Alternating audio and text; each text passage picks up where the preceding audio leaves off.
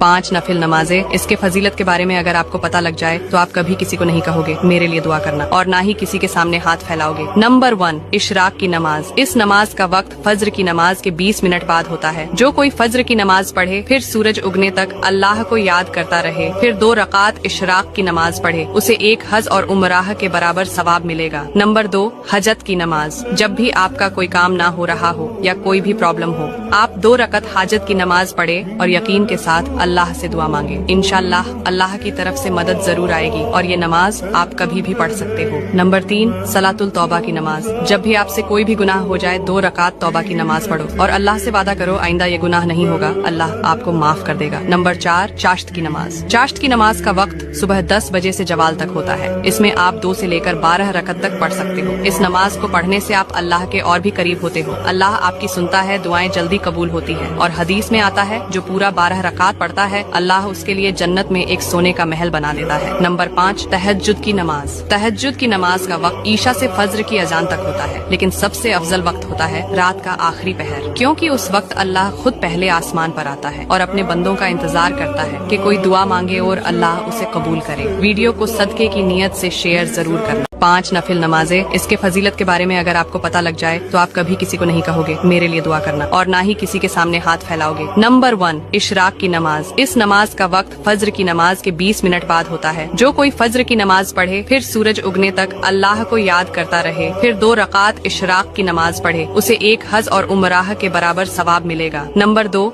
हजत की नमाज। जब भी आपका कोई काम ना हो रहा हो या कोई भी प्रॉब्लम हो, आप 2 रकत हाजत की नमाज पढ़े और यकीन के साथ अल्लाह से दुआ मांगे। इंशाअल्लाह अल्लाह की तरफ से मदद जरूर आएगी और ये नमाज आप कभी भी पढ़ सकते हो। नंबर 3, सलातुल तौबा की नमाज। जब भी आपसे कोई भी गुनाह हो जाए 2 रकात तौबा की नमाज पढ़ो और अल्लाह से वादा करो आइंदा ये गुनाह नहीं होगा, अल्लाह आपको माफ कर देगा। नंबर 4, चाश्त की नमाज। चाश्त की नमाज का वक्त सुबह 10 बजे से जवाल तक होता है। इसमें आप 2 से लेकर 12 रकत तक पढ़ सकते हो। इस नमाज को पढ़ने से आप अल्लाह के और भी करीब होते हो। अल्लाह आपकी सुनता है, दुआएं जल्दी कबूल होती है। और हदीस में आता है जो पूरा 12 रकात पढ़ता है अल्लाह उसके लिए जन्नत में एक सोने का महल बना देता है। नंबर 5, तहज्जुद की नमाज। तहज्जुद की नमाज का वक्त ईशा से फज्र की अजान तक होता है, लेकिन सबसे अफजल वक्त होता है रात का आखिरी पहर, क्योंकि उस वक्त अल्लाह खुद पहले आसमान पर आता है और अपने बंदों का इंतजार करता है कि कोई दुआ मांगे और अल्लाह उसे कबूल करे। वीडियो को सदके की नियत